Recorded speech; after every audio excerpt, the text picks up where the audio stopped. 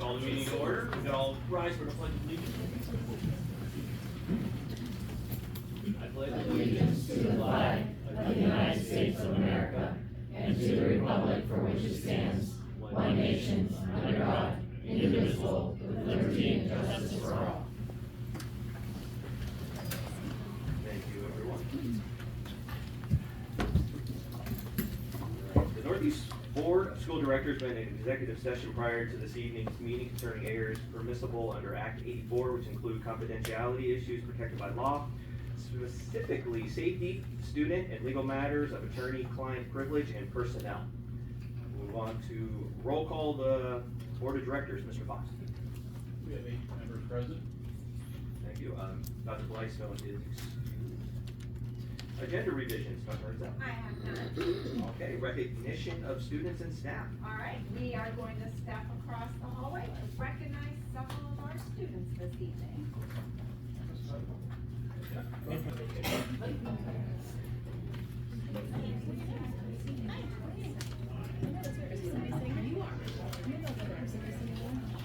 Church farther back. Mrs. Nicholisi, right? Yes. You were my Sundance teacher. Okay. Just love you. Nice to hear. With Ben Wilson. He's a sis. Okay. So what wrong then? Oh, yeah. So I'm right to him every day. He walks by. He better be. That's beautiful. He was last year. I can't attest to this year. I don't. He's been playing a lot of Fortnite, and I will. My husband and I will hear him. It's like he gets just a little too cocky, a little too big for his britches. And I'm like, he played in the spring. It's on him. As the rest of the animals, follows in the spring.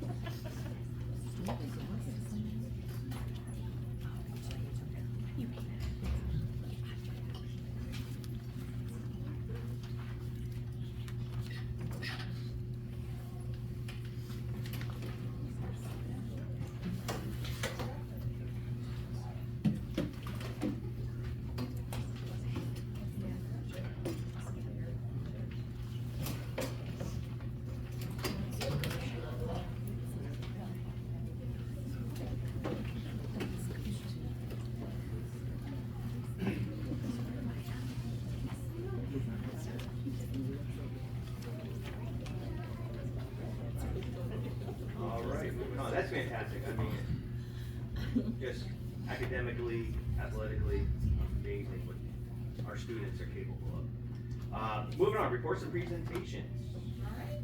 So first up, we have our special education plan, and it's going to highlights going to be presented by Mrs. Rogers.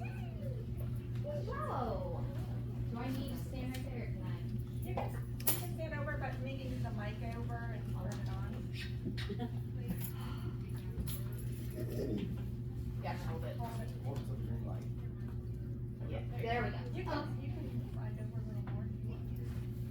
Feel like. Thanks. Okay. Let's make this as awkward as possible. Anyway, I'm Brianne Hodges, the Director of Special Education. I'm here today to present the 2025 to 2028 Special Education Plan. The Special Education Plan is mandated by PDE and make sure that we are staying in compliance with special education law, as well as continuing to review our special education programs to make sure that what we have here is matching our clients, our students, as well as making sure that they have the opportunities to participate with their peers. I will preface this by saying the actual special education plan is about 60 plus pages long. I'm not going into all 60 pages. I'm giving you the short, sweet, condensed version today. So like I said, the special education plan is mandated by PDE and is meant to make sure that we are compliant with both IDEA, the Individuals with Disabilities Education Act, and PA Chapter 14, which is the part of the PA code that deals specifically with special education. We have to review our special education plan every 3 years. I feel like I just got done doing it and we're back into it.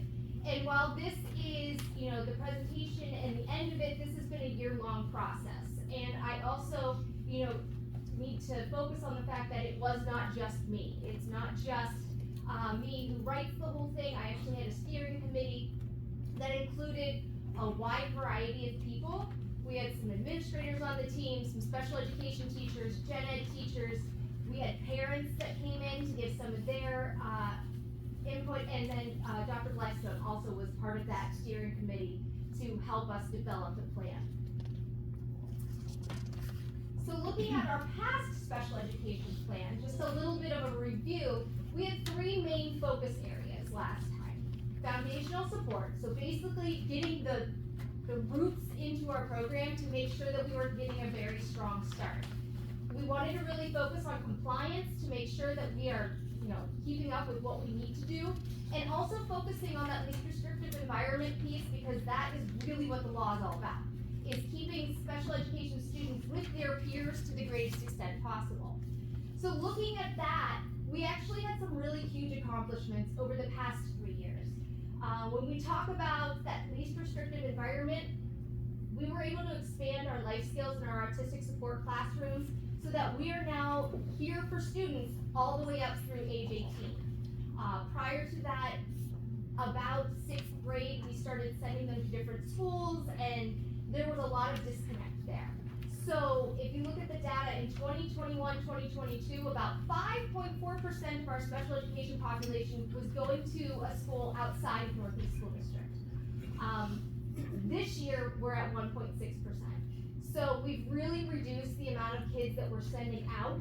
We're keeping them in, and that way they're able to participate with their peers. And that's where bocce and, you know, Project Picker and a lot of the other things that I'll talk about come from, is that unity with their peers. We've also developed a K-8 emotional support program that is really helping to address some of the behavioral problems that we're seeing in some of our students. I know we talked at length about how COVID really had a major impact on students, and especially their mental health, their behavior, things like that. And so we were able to build up that special education programming for the students most in need, and also for the teachers, so that they feel supported. With transition planning, that's looking at our students that are about to head out, outside of school, into the workforce, out to college, and find ways for them to graduate beyond just IEP goals. I know Dr. Reddy has talked at length in the past about all the different pathways and all the different ways we can graduate students. While IEP goals is always an option for a kid, we really only try to use that when there's no other option. We are working really, really hard, and the team is doing a great job finding ways for those students to graduate that is a little bit more meaningful, a little bit more participating with their peers, and a little bit more contributing to the community. Lastly, we've really strengthened our relationships with our community partners over the past 3 years. Like I mentioned, Project Picker is our cooperation with OBR, and that's basically when we see those students on the board minutes that we're hiring for those OBR funded positions, that's bringing them into positions so that they can get really meaningful work experience prior to graduation. And OBR has been a great partner with us to be able to fund that program, and those kids are getting work experience that they might not get anywhere else. And then lastly, CPAC is another big thing that has really taken off this year. That's the Special Education Parent Advisory Committee, and that's a monthly meeting. It's any special education parents are welcome. It's meant to talk about major issues in special education, maybe issues they're having as a parent with a special education student, as well as just making those connections, and has really been meaningful. So knowing that, let's look at where we're going. So this is where we're at right now.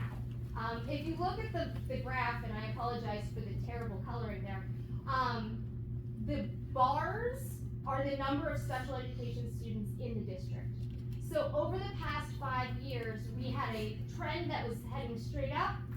This is the first year we've really dropped the number of students that we've been identifying as special education. The line there is the total population of our students that are special education. So this is the first year that we've actually dropped a little bit. I believe we're at 17.3% of our student body is currently identified as special education, which is down a little bit. The state is currently around, I believe, 21%, so we are well below that state average. Some of the strengths that we found in our our special education programming was our restrictive environment and compliance. Again, talking about keeping those peers, keeping those students together as much as possible, and finding ways for them to meaningfully participate, not just sit in the back of the classroom. The other thing that has been a really big strength is Mrs. Hathaway and Mrs. Bailey and I have really been working hard to start that development for a multi-tiered system of support. Basically, in a nutshell, and I could go on and on about that, is that's a program to get students help before they get to special education. Get students help before they start to struggle, and identify those students early on. So we're working in the elementary school right now, we're working very closely with Patton and the IU to develop some programs here that helps to support all students along with our special education students. Because what's good for special ed is good for everybody. So we're really strengthening that. The two biggest areas for growth that we've identified are least restrictive environment for our neediest students. So our students in our autistic support and our life skills classrooms are the ones that we're trying to get out into the community, into classes with their peers. And while we have made major strides in that direction, we still have a lot of room to grow. And I will give the teachers all the credit for that because they are finding some amazing ways to get the kids participating, working with their peers, and making those relationships. And again, there's still some gaps in our services K-12. Honestly, I think there always will be, just because our students change. The students we have now are so different than they were when I first wrote the plan 3 years ago. So we're always going to have to reevaluate, look at those trends, and see what else do we need for our students. So looking at our future goals, I kind of set up 4 goals for the future. The first one is to continue to expand our emotional support services. We know, again, that mental health and behavior is a big concern for many people. It's a big concern for many teachers, and we want to make sure that teachers are supported and students are supported. We know that if we can get to them early and work with them early, then they're going to be more successful later on. So that's a big focus. The second thing I really am looking at is improving our transition programming. We're doing a lot with students now that we're keeping them a lot longer. So we're also looking at expanding those programs so that students are leaving Northeast ready to join the job force or ready to live on their own. And so we're really working with partnering with some outside agencies to make sure that students have that opportunity to practice those skills before they're graduated. Increase inclusion opportunities for students in low incidence programs. That's saying that our autistic support and our life skills students, getting them out with their peers as much as we can. I will say Dr. Rennie has done a great job of allowing some of those students to come over for gym classes and things like that. We're continuing to evolve that program so that students can participate in something meaningful with their other peers. And then, again, continuing to strengthen the family engagement efforts. We know that the biggest factor that impacts a student in special education is how engaged that family is. And so by continuing to strengthen that, we know that our students are going to be more successful as well. So, like I said, this is a long process.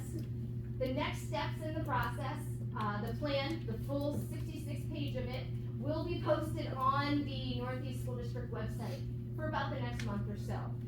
Take it, if you have some free time, want a little bit of light reading, feel free to take a look at it. If you have any thoughts, questions, anything else like that, I'm always available. It will be on the agenda to vote for on April 24th, so that I can get it into PDE by the May 1st deadline. So that's it in a nutshell. Like I said, I'm trying to keep it nice and short and sweet. Any questions for me? Yes. All right, so I was just wondering, what do you contribute to the drop in special education in Northeast to? I think there's a lot of things. The first is the focus on science and reading in K-2, we're building those skills so early so that sometimes we're catching the students before they're identified and getting them those supports through like title services, or we're getting to them early. And then what we found over the past several years is that while a student might be identified early in elementary school, we're able to exit them from special education later down the line. It's not a life sentence. So we're able to work on those skills, get students up to where they need to be so that they can then participate in the reg ed curriculum all the time. So I think it's a mixture of that, getting those early basic skills as well as growing those students and making sure that they're hitting those goals so that they don't need the special education support anymore. So you're detecting earlier, catching them up to their peers, and then releasing them. Yes. Releasing them, that sounds horrible. Back to, well, Yeah. no, that's not what I mean, but like. Yeah. Yeah, so Essentially. so you're being more proactive instead of being reactive. Yes, Okay. and that has been a big focus over the past several years. Alright, and then the gaps, what would you describe as your biggest gap in your K through 12 right now? You said that there were some gaps and there will always be gaps as the community always evolves and things are always changing, of course, but what would you say is our top gap at this point? I would say right now, the biggest thing that I'm focusing on with the team is just looking at our high school supports. We have a fantastic team of 5 high school learning support teachers that do an amazing job with what they do. However, I'm also noticing that they are burnt out. They are stretched to the very limit. And so we are working together to kind of reevaluate how we're doing things, how we might be able to restructure some of that support and help them help their students. Because right now you have some teachers who are co-teaching with 3 or 4 different teachers. They're all over the place.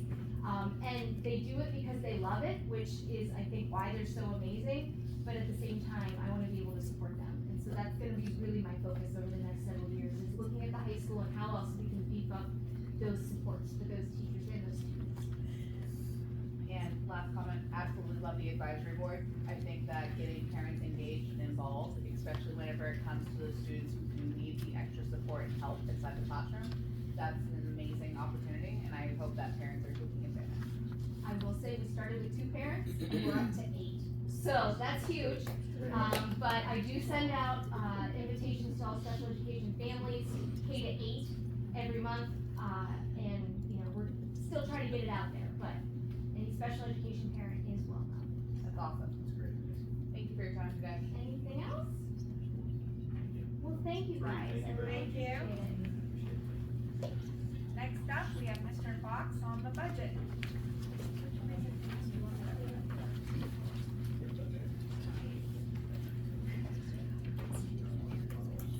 Alright, first off, gonna start with the binder, I have 3 links here, which one are we putting? just the presentation. I'm not gonna go through the other two documents. Okay.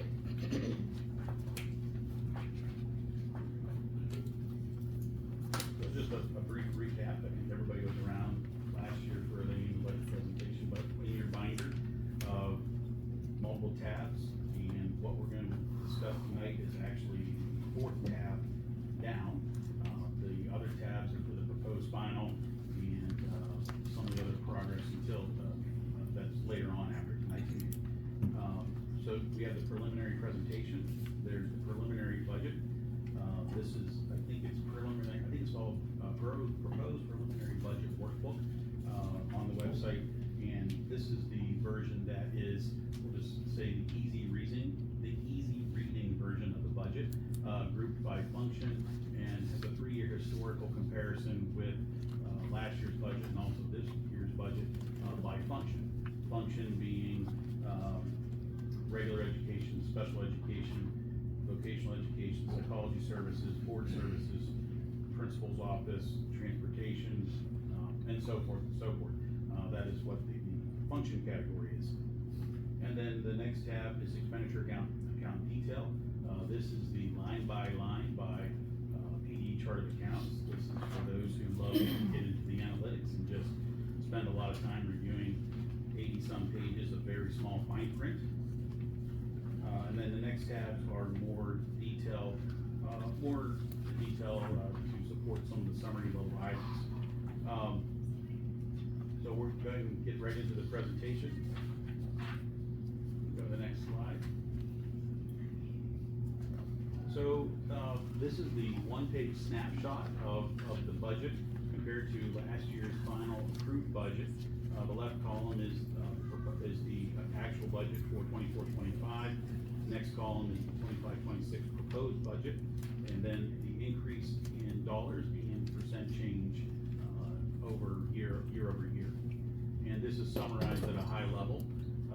Just briefly, last year revenue was $29,390, $742, compared to this year's budget of $30,158,091. It's a $767,000 increase. 2.61% is what is budgeted as an increase in the proposed budget over last year's final budget. In the expenditure category, expenses are totaling $29,789,634 last year to this year of $31,245,571. It's an increase of $1.4 million, a percent increase of 4.89%. Last year's final budget was passed with a decrease in fund balance or a deficit of $398,892. Sorry, my mouse came up and covered up my number there. And then this year is $1,087,480. Just pause right there. Where were we last year at this time with the gross preliminary? We were at a deficit of 1.4 million. So I feel a little better this year at this stage in the game that we are only 1.1 million in deficit as compared to last year 1.4 million. So we're off to a positive start, even though we're in the hole. The next slide, revenues. This is just a pie graph look comparison from last year to this year, and as you can tell, our largest increase, or our largest revenue source is state subsidies, and is up 1% over the prior year. State subsidies consisting of $17,926,000 of our budget. The next highest category is real estate taxes, and that remains the same at 31%. And then the rest of the categories as listed. Next slide is the expenditures. Largest category of expense for the school district is salary benefits. This year, tracking at 74% compared to last year at 72%, totaling $22,940,179. The next largest category is purchase services, $3.958 million, and that's at 13%, same percentage as last year. And I'll go over the major variances between last year and this year. So the main difference in the budget revenue-wise this year compared to last year is Ready to Learn Foundation grant. Last year it was a new change in the budget, the state budget after our budget was finalized. So our budget was passed without this money because at this time we didn't know about that money, and we received part of the fair funding lawsuit, the funding support that the state approved to help comply with the suggestions from that lawsuit. This is an outcome of that. A couple components. Ready to Learn Foundation used to be called the Accountability Block Grant. We received about $280,000 on an annual basis. They renamed it the Foundation Grant, same amount. And then there was two components for districts that were historically underfunded per that lawsuit settlement. There's an adequacy investment portion, and there is a tax equity portion. We were eligible for the adequacy investment portion, and that was $581,000. So this year, the governor's budget has that in. They slid that amount into the foundation grant, and so that's where that increase is coming.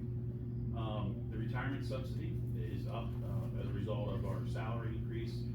That's the state share of the PSERS reimbursement. They help pay some of the cost that we have to contribute in for the PSERS expense of $105,000. Special education subsidy. This is actually budgeted at the 24-25 level, and $68,000. The reason it's budgeted at last year's number is because we still don't know what last year's number is. So we're budgeting at last year's number. The way the state formula works, That number will be determined, hopefully here in the next couple of months. We might actually learn what our final 24-25 number is. The PA School Safe and Security Grant, last year at this time, we did not know if we were going to be a recipient of this funds. The budget at the state level was not passed, so it was budgeted at 0%. Now it's at a percent to carry out the 25-6 component of the grant. Earned income taxes, we're anticipating earned income tax revenue to be increased by $60,000, and FICA subsidy, which is also a state reimbursement of our employer FICA taxes, also estimated to increase by $23,500. Now for the declines, the major revenue variances,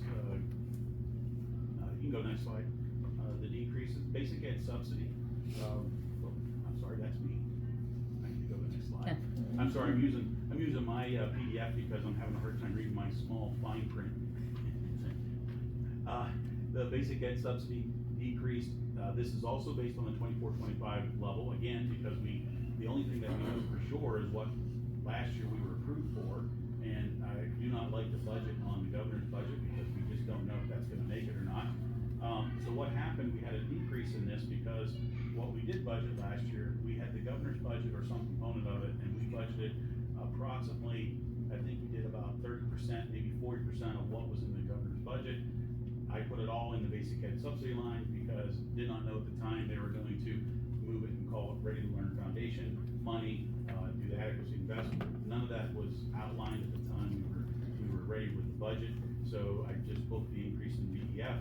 So Ready to Learn was up 581 and basic ed was down 101. So net we were 481 of an increase over last year's budget. Interest earnings estimated to decrease due to fund balance being lower, plus also interest rates also are about half a percent to 1% lower than they were the prior year. And tuition income, we have one less student from a non-resident area attending a special ed classroom, so we will have just a small reduction in tuition income. Expenditure variances compared to last year to this year. Our main increase this year is in health insurance of $633,004. That's due to medical inflation and potential additional staff coverage for additional employees. The increase in salaries net is $356,701. That is contractual increases and estimated increases of $455,830, less 5 instructional retirements of $99,129. Increase in charter school tuition, increase in the number of students enrolled in our programs, that is $180,085. A note on some of that, it's not a large increase, but it's a shift in increase. It's a shift from regular ed to special ed. So we had a couple of students that our makeup is a little different, and we have more students in special ed than we had last year in outside cyber charter programs, which is impacting that number. That cost is $12,000 in our regular ed is $12,000 and our special ed is $24,000. So that is almost a double student count when that happens. Increase in retirement contributions. Contributions made at the PSERS rate of 35.26%, $126,000. So every dollar that we pay out, we send $35.26 to the PSERS retirement system, and then that is reimbursed. The state reimburses about 50% of that. So we have about 17 cents on the dollar that actually is our retirement cost. And increase to purchase security services, $90,648. This is the implementation of the new contract with the Northeast Borough Police Department for the SRO. Last year at this time, like we didn't know we had the revenue, we didn't know we had the expense until after our budget was approved. And now it's being reflected in this year's budget. Okay. Continue on, more increases, increased purchase educational services, $36,500, IU5 consortium, psychological services, and our special ed services. Increase in the transfer to capital project fund. We schedule an annual increase of 4%, that's $36,070. And and this is a strategic, systematic increase as we get closer to the time where we will not have debt service and we will be solely reliant on our revenue to support our buildings and infrastructure. Increase in travel, increase in student travel costs, $32,500. Increase in insurance, as you probably have realized on your own, personal property casualty, your automobile coverage, general liability property insurance premiums, we are going up $28,353. The cost to repair a roof and fix a bus that's in an incident, those costs are astronomical now, and the premiums are continuing to be passed on. The market for school coverage, there are a lot of insurance carriers are getting out of the business, and there is a limited market, which drives up the cost. A lot of these companies are reevaluating what they're doing and deciding whether they want to stay in certain markets and making decisions in that capacity. So unfortunately, that's what I estimate our costs are going to be. We won't know for sure until we actually get closer to the renewal process. Increase in payroll taxes, $26,269. This is just a residual of increase in the salaries. Decreases, decrease in tuition costs to other LEAs and alternative ed placements. This is just an indication that our special ed placements to other school districts have dropped, and as well as our alt ed, which means that we are servicing a lot of our kids in our own classroom settings now. Decrease in textbooks and workbooks. We have a decrease in planned curriculum purchases of $36,413. Oil, gas, and diesel are trending down, reduction of $21,000, and equipment purchases are $18,106 less than the prior year. I briefly go over the next couple slides are discussing the Pennsylvania Governor Shapiro's budget proposal as it relates to education. And just to go through some of those nuances and will we see this or not, will come to fruition. So basic education funding, $75 million increase was allocated to the formula. The BEF formula is what we call new money. There's base money and new money. Base money, we'll call it what it used to call hold harmless.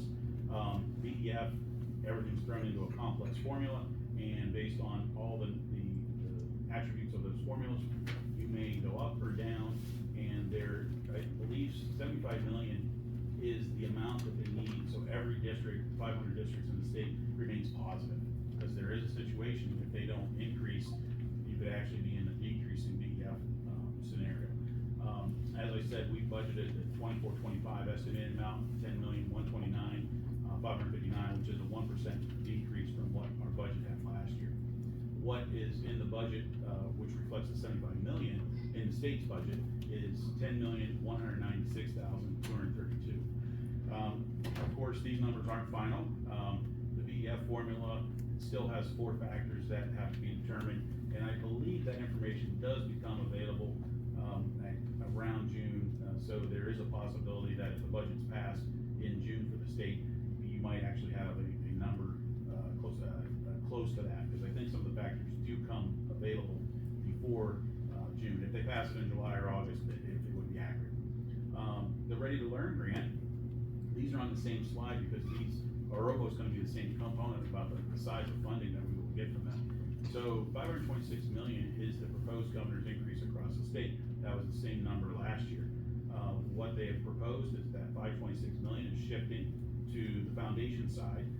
So that'll be a total of $820 million, and our increase would be $581,633. Our component is the adequacy investment. That's where ours is at. What I did not recognize as revenue is $581,633 for 25-26. That would be year 2 of the 4-year scheduled payment.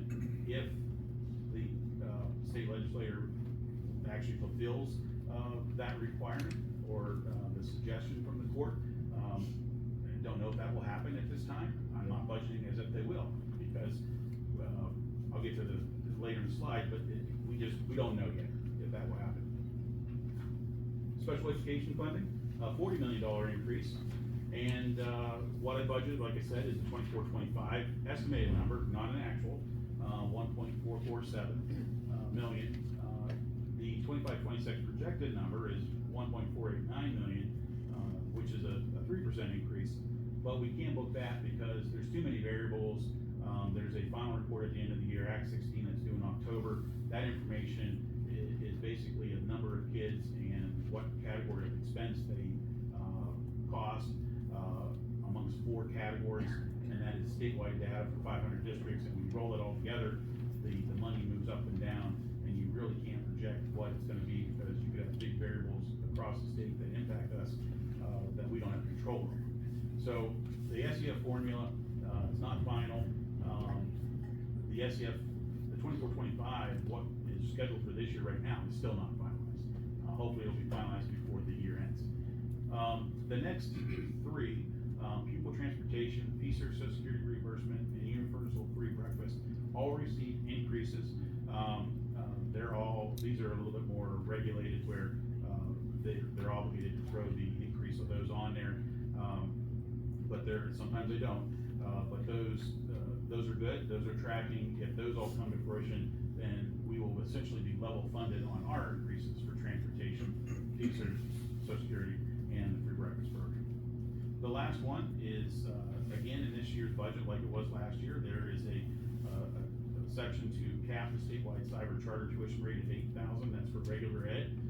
That is a $378 million savings for districts across the state of Pennsylvania. For us, the Northeast School District, that's $386,920. It's equivalent to a 3.96% local real estate tax revenue.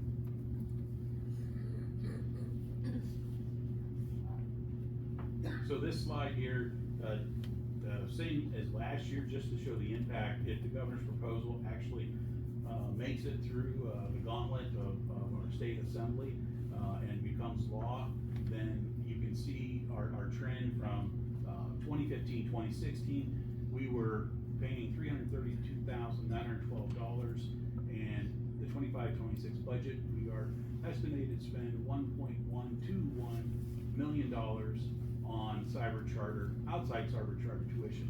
If the governor's budget goes through as proposed with the $8,000 cap, we would be at $735,000, which would reset us back to a 21-22 number. I think we hit on that pretty hard our last meeting. I'm not going to dwell on it now. Next up is the PCCD Safety and Security School Mental Health Grants. There's $111 million in the state budget, $100 million for physical and mental health grants, and then $11 million for target grants, $11 million being the competitive. If that money comes to fruition, that would be about $129,000, which is what we received last year for a $100 million statewide distribution.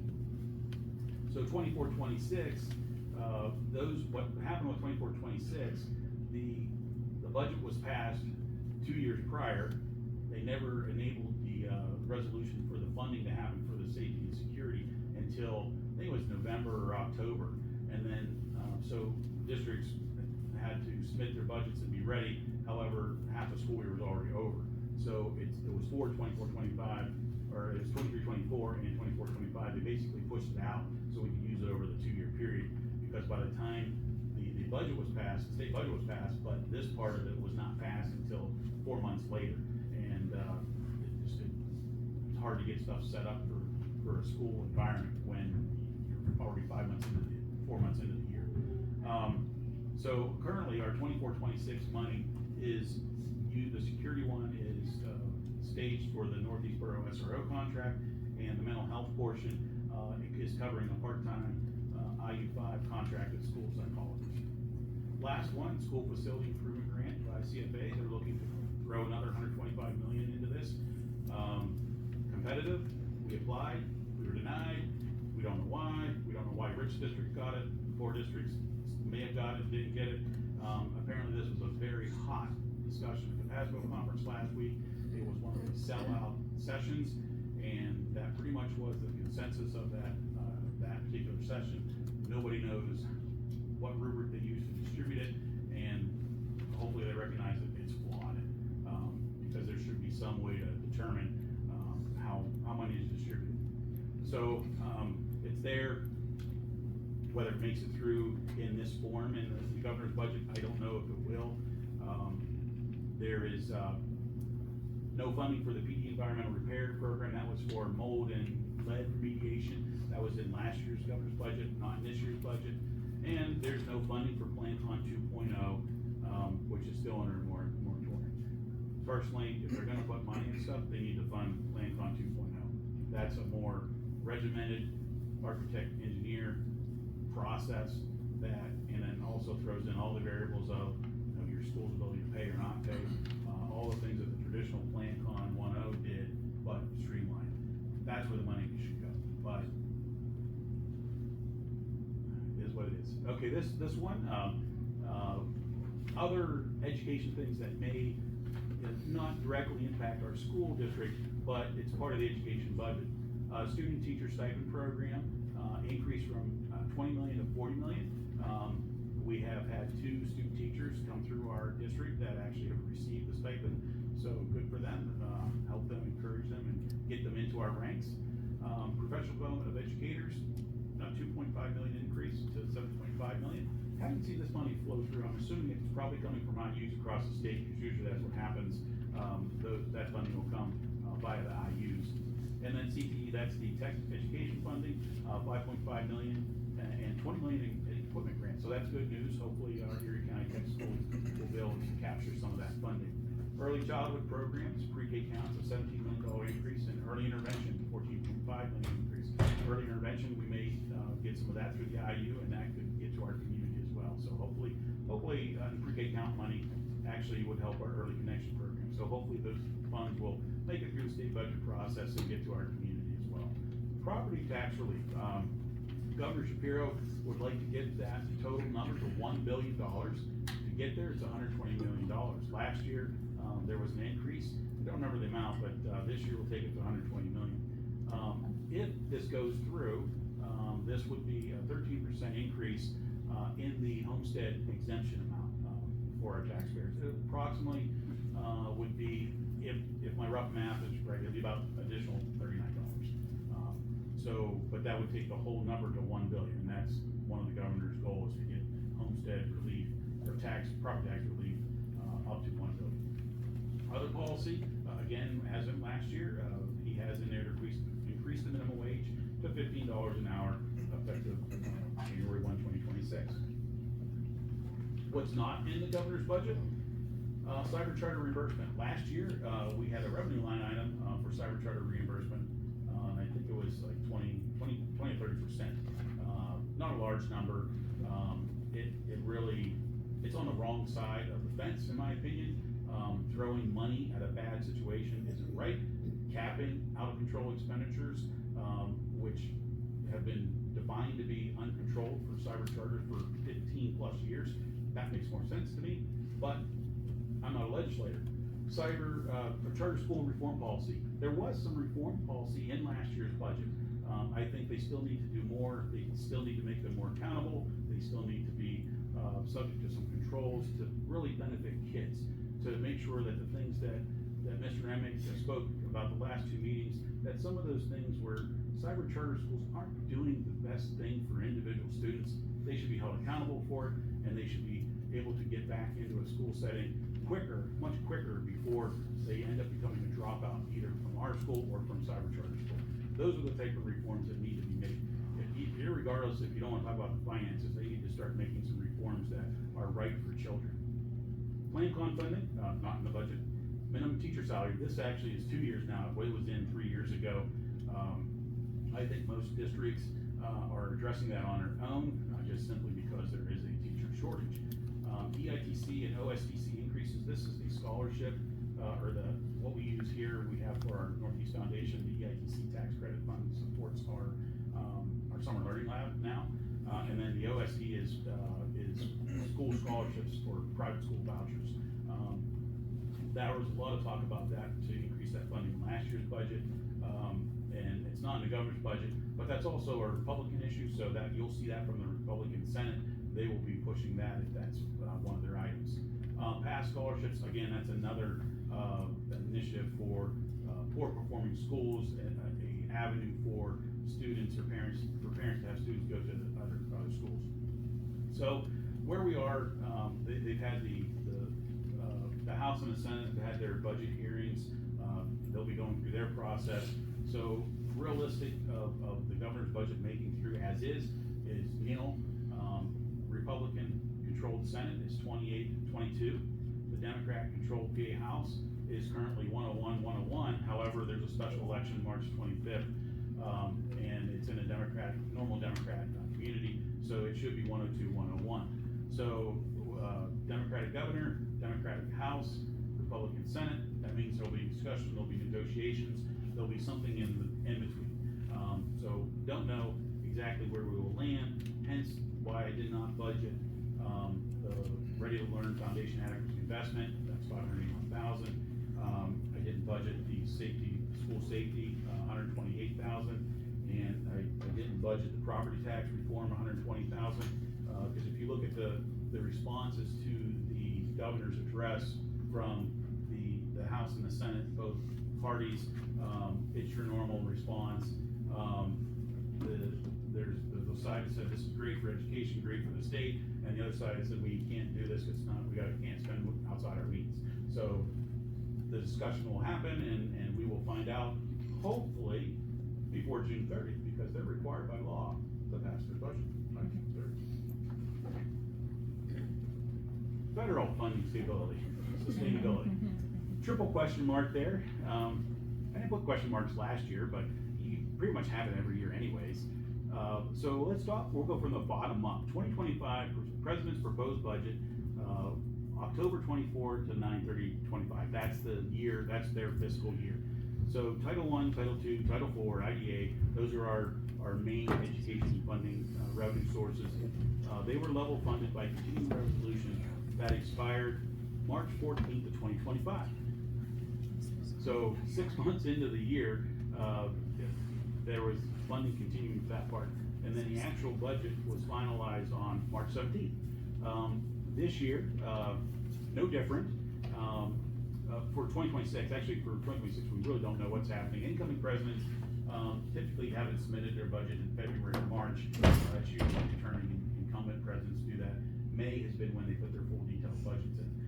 I checked earlier this week to see if there was anything yet, and there's nothing yet. Of course, you probably all heard, everybody's talking locally, nationally, statewide, elimination of DOE. The sky's not falling. It's not realistic that our funding is going to be cut for special ed students, low-income education, and for lunches for kids. It's not realistic. We'll stay the course. We'll budget like I always did, 3% decrease in that revenue, and we'll wait for all the drama to end, all the lawsuits to get over, all of the executive orders to go where they're going, and end of the day, we will hopefully receive $858,000 or some number near that for Title I, II, IV, IDA, and Access. That's it on that one.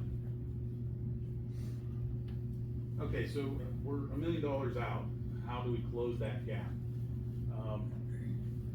Potentially, Pennsylvania Department of Ed, the Ready to Learn Adequacy Investment and Cyber Charter Gap, question mark.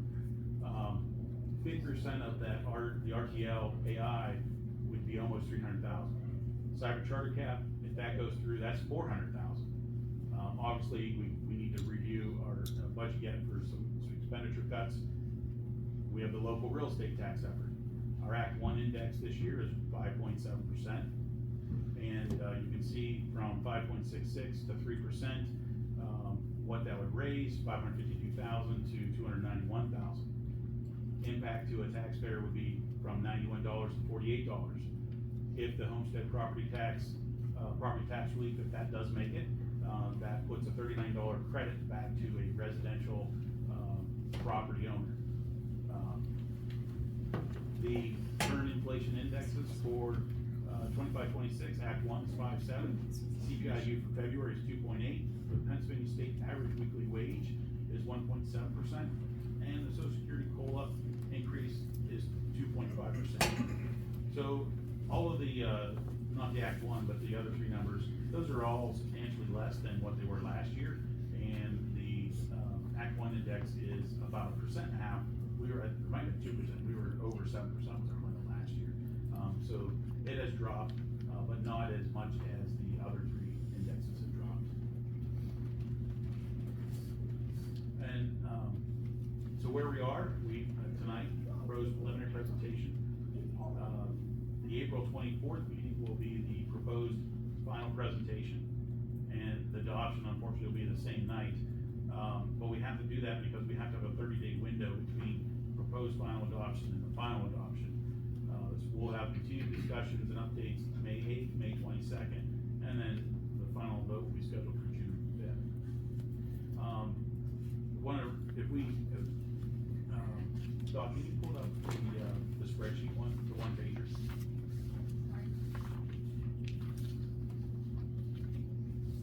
That's the next page is the binder.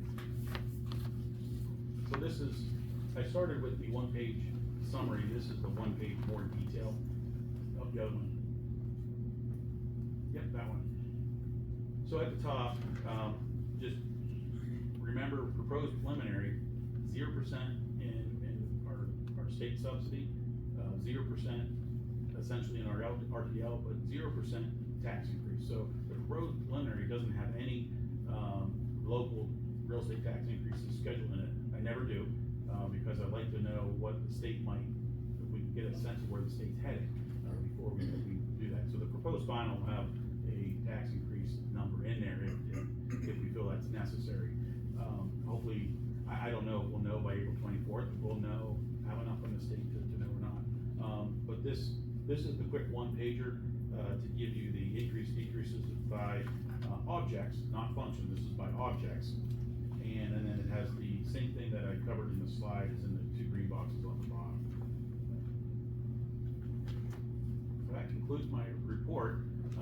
If you have any detailed questions that you want to sit down and meet with me, I'm more than willing for a phone call, a Zoom meeting, and we can go through. Once you get through the binder, if you find something that you're hung up on, give me a call. We'll meet, go through it, because I can give you background support probably for it on where the rolled up numbers come from. So please reach out to me if you have any questions, and here we are, launch the next season. Anybody got any questions for Jeff? No, a lot to take in, Jeff. Thank you very much. I know it's a lot of work there. All right, no questions there. Thank you again, Jeff. We will go to the superintendent's report. The Superintendent Advisory Council and Professional Advisory Councils held their meetings this month. Topics for discussion included residency verification, the Pennsylvania Department of Education updates. They mostly focused obviously on the budget hearings. Introduction of the new acting Secretary of Education, Carrie Rowe. Our PAC meeting included updates on the application process. First choice acceptance letters were sent out, and ECTS was working on the second choice placement. Our current ECTS enrollment for this year is 107 students. Several community leaders participated in the Erie County Policy and Planning Council for Children and Families. The mission of the Policy and Planning Council is to strengthen families and children in Erie County for the well-being of families and children, as well as to act as a network to enhance communication and mutual understanding among social service professionals, governmental leaders, educational leaders, religious communities, and the public at large. Many council members shared information regarding their organizations and services provided, as well as there was a featured presentation from a school district on increasing attendance.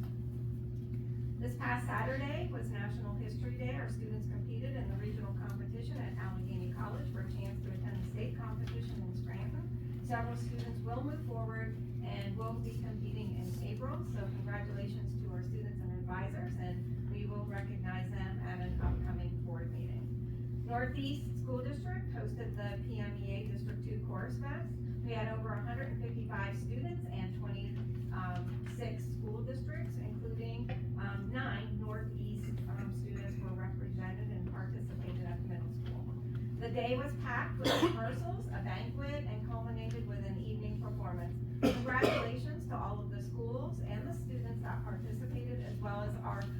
our host of the event, our choral teacher, Mr. Michael Hyde. Yep. No, that is fantastic news. All right. Oh, well, I did wanna mention one.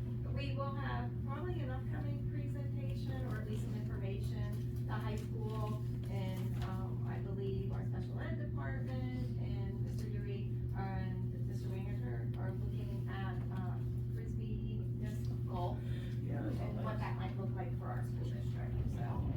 Looking forward to hearing from that, and they're gonna try and apply for a grant, so we'll have an upcoming presentation on what that looks like. Perfect. All right. Moving on to board reports. Northeast Rec Commission. Mac, Chuck, anything? No report, basketball's going on right now. It started on the 17th. I haven't heard how that's going, but I would assume it's great. All right, sounds good. We will not have a Northwest Tri-County, North Blythestone. Erie County Tech School. Corey. No report, meeting next Thursday. School Health Council. No report, meeting on the 28th. Thank you.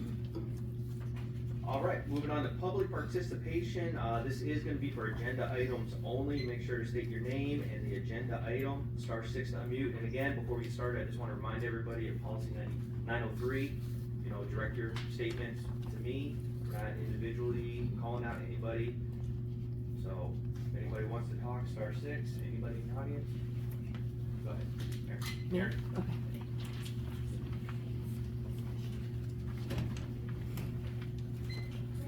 Simply out to you guys. Aaron Beckus, Aaron Beckus reads my information, my address is on file. I emailed everybody, this is regarding, items for action under minutes at the cyber charter school. As I emailed you, I had received a lot of information from different community members who do have their students in the cyber charter school. I'm not gonna list everything that they were saying, but I wanna say a lot of it contradicted what was said in the presentation. A lot of them said they never received a phone call or email or a survey from anybody at the district. A few of them did say they received advertisements, and a couple said that they did respond because they did receive something, but that you guys misquoted them and took what they said out of context. So I'm hoping that, we can take a look at that and get the rest of the stats. I know, Mr. Emick, we were gonna, meet up about that too. I appreciate that. I also put around something that I printed out regarding, growth in administrative staff. It's statistics that they. Is that part of the? was that That's on part of the on budget, minutes? I'm sorry, the budget, On the budget, the okay. presentation that was said. Now, this is the last, they haven't updated it between 2000 and 2021, but they said that the administrative staff in public schools surged to 95%. And for every 1% growth in student enrollment, the administrative staff grew nearly 20%, which meanwhile the teachers lagged, so there was no, I just lost my train of thought. Anyways, what they're saying is maybe that there's too much money going into the administrations, and that's a big area to take a look at. I know on the second page, the information on the graph is a little bit small, so you probably, I can't read it, and, so I can email that to you guys, but that's all I wanted, thanks. Thank you. Anybody else?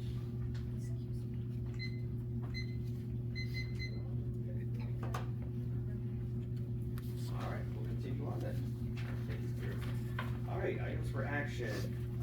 It is recommended that the board approve the minutes of the regular meeting of March 6th, 2025. Do I have any motion? No. Any discussion on that? Do we have a motion? Motion, Corey, Nick, any Any discussion? Yes. Yes. Go ahead, Glenn. At the last meeting, we were told that we would see some result or some paperwork in regards to the, district roof project with PA No. We haven't seen anything yet. Is there an update on that, Jeff, please? We received the signed documents, from the attorneys today. That will be posted as part of the, agenda, or the minute book after we approve that. They'll be available publicly. Yeah, but we do have there's the signed executed agreement. Okay. All right, anybody else? Seeing none, we'll do a voice vote. All in favor, signify by saying aye. Aye. Aye, opposed? All right, thank you, everybody. All right, moving on to business. Mr. Fox.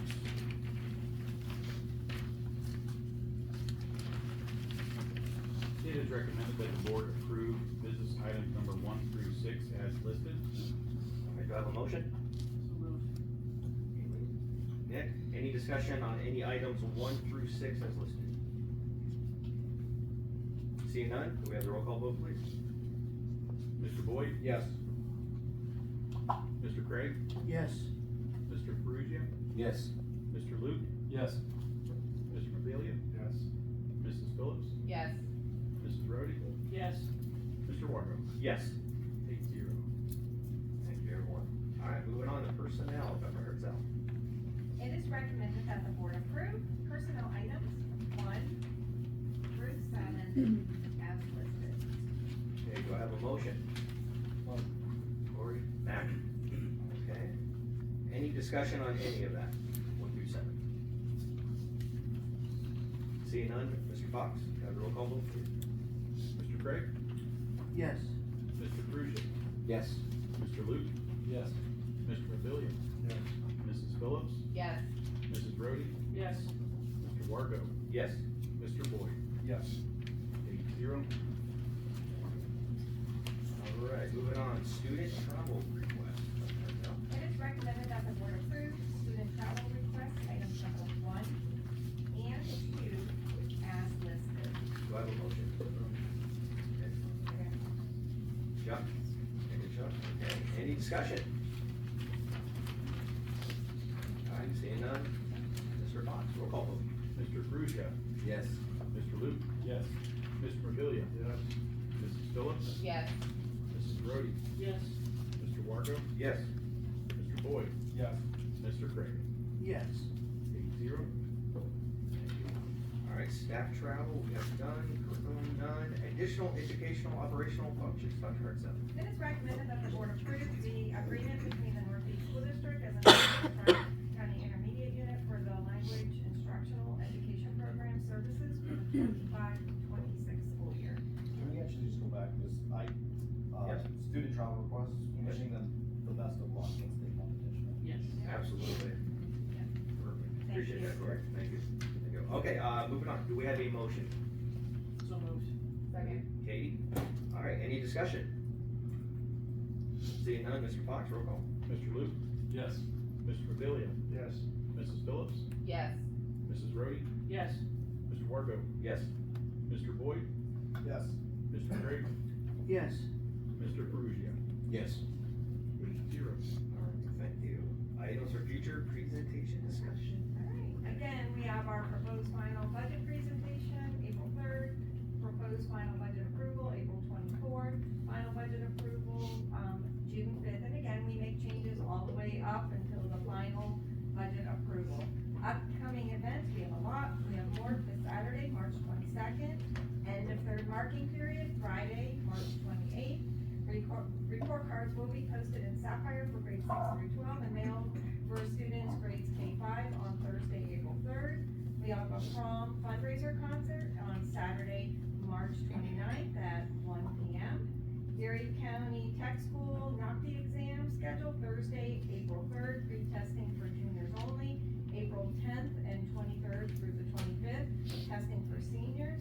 Kindergarten registration is April 9th. Spring break, Monday, April 14th through April 18th. No school for students. Monday, April 14th was a professional learning day for staff. Senior hybrid days, April 14th through the 16th.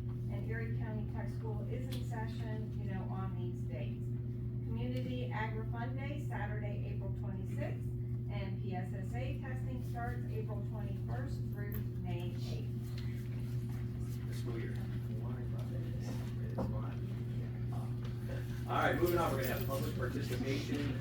Any items of concern, again, star six on you. Once again, please remind yourself of policy 903. Direct everything towards us, no individuals calling out. Yes, sir. Yeah, before all this kicks off. Just need your, David Reed, 75 Vine Street. I just want the board to be aware on February 20th, when we attended the second to last meeting, I was approached by your counsel in the parking lot after the meeting, Mr. Senate. I found it very inappropriate. I don't think you're supposed to be doing that. After the meeting, it was after a comment I made in here to him. He asked me, I want to know your name because you know so much about me. And I told him it was inappropriate.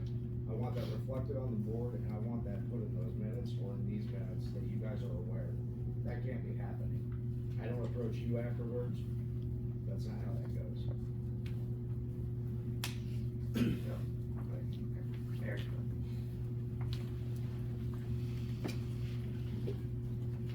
Can I do the 5 minutes? Hi, good evening, everybody. In February, the district received a letter from the Department of Education for at the Office of Civil Rights. I also emailed each one of you a copy. I have it here. It states that the American education institutions have discriminated against students on the basis of race. Educational institutions have toxically indoctrinated students with false premise that the U.S. is built upon a systemic and structural racism and advanced discriminatory policies and practices. That was in there. There have been attempts to justify them under the banner of diversity, equity, and inclusion, aka DEI. The DOE states that they plan to take appropriate measures to make sure all educational institutions are in compliance. You all received an email from me from pictures I didn't break into the high school last week where there were pictures. I was also recently given by somebody else, a few other people, additional pictures and some book titles in the high school library. This is not an attack on any teachers, any students, anything like that. One of the signs states, diverse, inclusive, accepting, welcoming, safe spaces for everyone in LGBTQ rainbow pride colors. Does this mean it's only for LGBTQ kids? What does a safe space mean? Does that mean that classrooms with no signs aren't safe? Those designated areas are the only safe spaces in the school. Why isn't the whole school a safe place for our children? Another sign is again in rainbow pride colors saying safe space with the website listed glsen.org. Have you looked up this website? As soon as you click on it, it gives a tab that says quick exit. Why would someone who visits the site need to exit really quick? You are posting this in the school, and isn't that teaching students how to sneak? Who puts these signs up and who orders these things? It's difficult enough to be a teenager, but this pushes the narratives that all kids are not the same and that some of them are different. They need designated safe spaces or their own bathrooms. What message is that telling the student? By having these designated areas, you're telling these kids they are different and not worthy, or perhaps they are so worthy they deserve special treatment, and that is the worst thing you could psychologically do to a student. My daughter's father, my ex-husband, I shared 50-50 custody with of our 4 children for years, until he went down a dark road of addiction and untreated mental health. This put my kids on an emotional roller coaster with abandonment issues and trauma. They believed they weren't important enough because in their eyes, their dad chose drugs instead of being the father. 3 days after this past Christmas, their dad committed suicide and shot himself. To boot, no one found him right away, so they weren't almost able to view him. My kids' forever memory of their dad was seeing the person who was bloated with purple lips and blood coming out of his ear. The point I'm making is there is no designated safe space for my child who had a parent commit suicide. There are no purple or teal flags or materials in classrooms for suicide victims. My daughter is not different from any other teenager, except she was dealt a difficult situation in life, and neither she nor I want her to be treated any different. Furthermore, we could get into why there are no designated safe spaces for Christians. Why are there no crosses, rosaries, or the 10 Commandments hung up? Get the politics out of the schools. Stop teaching division. Let's start directing our energies on issues that affect all the students. For example, no bullying or discriminating against anyone, not just certain individuals. Help prepare our kids to thrive in a world and stop concentrating on their sexual ideologies. The bottom line is, it doesn't matter who agrees on this, but also the fact that there is a mandate that has been given by the DOE that we could risk losing federal monies, and Okay. that's a concern. Thank you.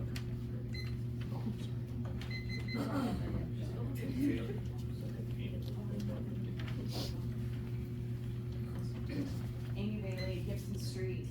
I did not prepare something, but I am here after missing a lot of board meetings for life, partly just because the climate became unhealthy to actually sit in this room and try to have a productive conversation. All of that said though, what was just said became pervasive in this community over the last 24 hours.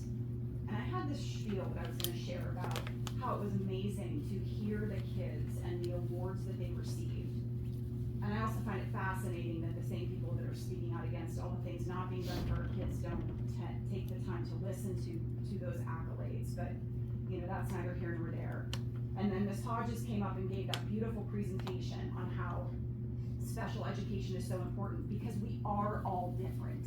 We all learn different, we present different, we have different needs. That is what makes the world turn. So contrary to us thinking that we're all the same, we are not. And she actually gave a beautiful reason as to why we should be inclusive to people who are diverse. I have one question, and I know I'm not allowed to address a person, but if that sign was printed in grayscale and there was no color, there would not be a conversation today. And that's the real issue, because for some reason, the rainbow color, because there was not even a rainbow on that sign, has become triggering for people, and it scares people. And it's not about making anyone feel different. It is about the fact that statistically speaking, if you look at real scientific research, the rates of children who kill themselves because they identify differently, because they don't feel safe in their own homes, in their communities, is statistically so much higher than any other suicide. And I am so sorry that you shared that personal story, but the ironic piece of that is that the rates of teenage suicide amongst our LGBTQ community is insanely high. Those signs had nothing to do with being gay, straight, bisexual, whatever. It was about making kids feel like they're included and that they have a safe space to go.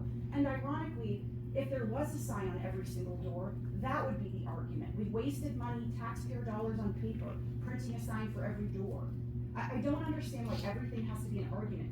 There are kids here who I have no doubt are here to stand up about why it's important for them to feel valued and feel important and feel seen. And we have adults who are not making an effort to understand what these kids need, speaking out against it.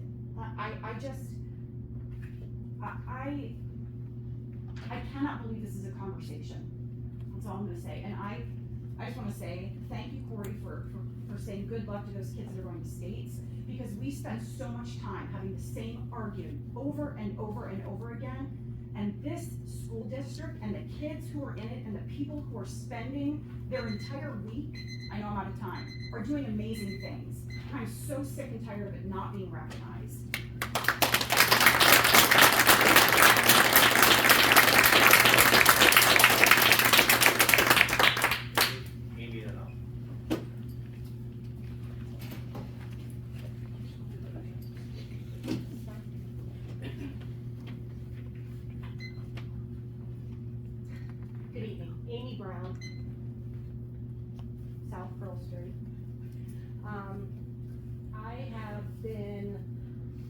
this community for 34 years, a teacher in the district for nearly 35 years, and a parent for 27 years. So I'm here under all of those guises this evening. So, good evening, everyone.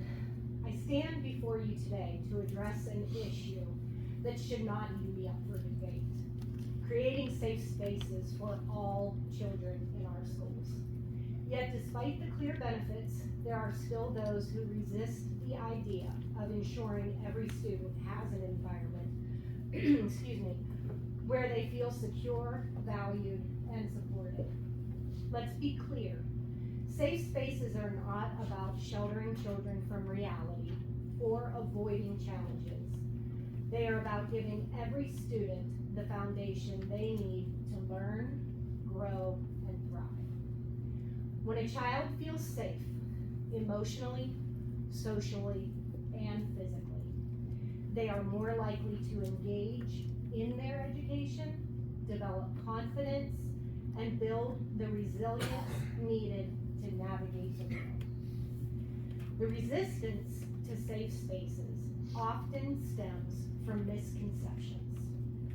Some argue that schools should be tough, that students should simply deal with it, but ignoring the struggles of students, especially those facing bullying, discrimination, or personal hardships, does not make them stronger. It isolates them. It pushes them further from success. We have an obligation to support every student, regardless of their background, identity, or personal challenges. Safe spaces are not about exclusion. They are about inclusion. They are about ensuring that all children, no matter their race, gender, ability, or beliefs, have a place where they can feel heard, respected, and safe enough to be themselves. If we truly care about education, if we truly care about our future, we must reject the resistance to safe spaces and embrace a school culture that lifts all children up rather than leaving some behind. Thank you.